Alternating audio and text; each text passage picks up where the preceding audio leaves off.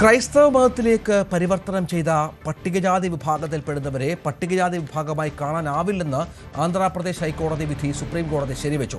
ഹിന്ദു, സിഖ്, ബുദ്ധമതങ്ങളിലേക്ക് അല്ലാതെ മറ്റു മതങ്ങൾ സ്വീകരിക്കുന്ന ആരെയും പട്ടികജാതി അംഗമായി കണക്കാക്കാനാവില്ല എന്നും മറ്റേതെങ്കിലും മതത്തിലേക്ക് പരിവർത്തനം ചെയ്യുന്നത് പട്ടികജാതി പദവി നഷ്ടപ്പെടുന്നതിനുള്ള കാരണമാകുമെന്നും കോടതി വ്യക്തമാക്കി.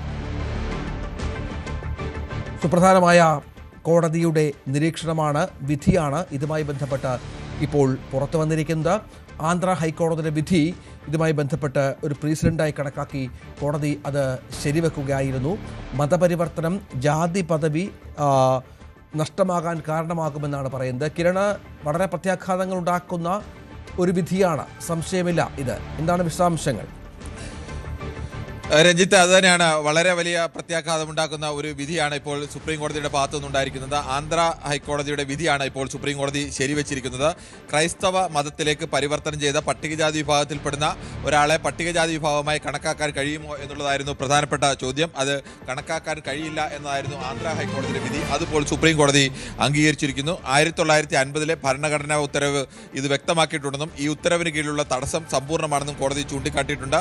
1950 ഉത്തരവിൽ ക്ലോസ് 3 വ്യക്തമാക്കിയിട്ടില്ലാത്ത മതങ്ങളിലേക്ക്, ആ ക്ലോസ് 3 വ്യക്തമാക്കിയിട്ടുള്ളത് 3 മതങ്ങളാണ്. ഒന്ന് ഹിന്ദു മതം, അല്ലെങ്കിൽ സിഖ് മതം, അല്ലെങ്കിൽ ബുദ്ധമതം. ഈ 3 മതങ്ങളാണ് ക്ലോസ് 3 ഈ ക്ലോസ് 3 വേറെ ഏതെങ്കിലും മതത്തിലേക്കാണ് പട്ടികജാതി വിഭാഗത്തിൽപ്പെടുന്ന ഒരാൾ മതപരിവർത്തനം നടത്തുമെങ്കിൽ, അയാൾ ആ വിശ്വാസ പ്രമാണം അനുസരിച്ചാണ് ജീവിക്കുന്നതെങ്കിൽ അവർക്ക് പട്ടികജാതി പദവി ഉണ്ടായിരിക്കില്ല, പട്ടികജാതി സ്റ്റാറ്റസ് ഉണ്ടായിരിക്കില്ല എന്നുള്ള വിധിയാണ് വന്നിരിക്കുന്നത്. ഇന്ത്യയിലെ പട്ടികജാതി വിഭാഗത്തിൽപ്പെടുന്ന വലിയൊരു വിഭാഗം ആളുകൾ വിവിധ കാലങ്ങളിൽ മതപരിവർത്തനം നടത്തി പിന്നീട് ആ മതത്തിൽ നിന്ന് മറ്റു മതത്തിലേക്ക് തിരിച്ചു വരികയും ആ മതത്തിൽ തന്നെ ജീവിക്കുകയും ഒക്കെ ചെയ്യുന്ന ആളുകളുണ്ട്. പക്ഷേ പട്ടികജാതി വിഭാഗത്തിൽപ്പെടുന്ന ആളുകൾ ആ മതപരിവർത്തനം നടത്തിയാലും പട്ടികജാതി വിഭാഗം അനുഭവിക്കേണ്ടി വരുന്ന സാമൂഹികമായ ഉച്ചനീചത്വങ്ങൾ അവർക്ക് അനുഭവിക്കേണ്ടി വരുന്നുണ്ട്. അതുകൊണ്ട് അവർക്ക് പട്ടികജാതി പദവി തുടരും എന്നുള്ളതായിരുന്നു ഇതുവരെയുള്ള വ്യവസ്ഥ. സുപ്രധാനമായി ഇതുമായി ബന്ധപ്പെട്ട ഒരു കേസ് മുമ്പുണ്ടായത് കൊടിക്കുന്നിൽ സുരേഷ് എംപിക്കെതിരെയാണ്. അദ്ദേഹത്തിൻ്റെ മാതാപിതാക്കൾ മതപരിവർത്തനം നടത്തിയിട്ടുണ്ട്, അതുകൊണ്ട് അദ്ദേഹം പട്ടികജാതി വിഭാഗത്തിൽപ്പെടുന്ന ആളല്ല, അദ്ദേഹത്തിനെ അയോഗ്യനാക്കണം എന്നുള്ള കേസുണ്ടായിരുന്നു. അത് 2011 എ കെ പട്നായിക്കും ജസ്റ്റിസ് എ കെ പട്നായിക്കും അൽത്തമാസ് കബീറും ബെഞ്ച് അന്ന് വിധിച്ചത് മറിച്ചാണ്. അദ്ദേഹം ഉച്ചനീചത്വം അനുഭവിക്കുന്ന മതം മാറിയിട്ടുണ്ടെങ്കിലും ഉച്ചനീചത്വം അനുഭവിക്കുന്ന വിഭാഗത്തിൽ തന്നെയാണ് തുടരുന്നത്. അത് പട്ടികജാതി സ്റ്റാറ്റസ് അദ്ദേഹത്തിന് തുടരുന്നുണ്ട്. അദ്ദേഹം 4 തവണ അതിനു മുമ്പ് മത്സരിച്ച് ജയിച്ചതുമെല്ലാം പട്ടികജാതി വിഭാഗത്തിൽ നിന്ന് തന്നെയാണ്.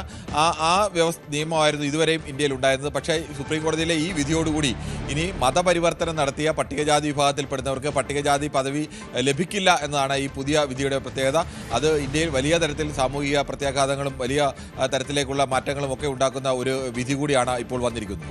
തീർച്ചയായും സുപ്രധാനമായ വിധി സുപ്രീം കോടതിയുടെ ഭാഗത്തുനിന്ന് വന്നിരിക്കുന്നു. കിരൺ ബാബു വിവരങ്ങൾ പങ്കുവച്ചു.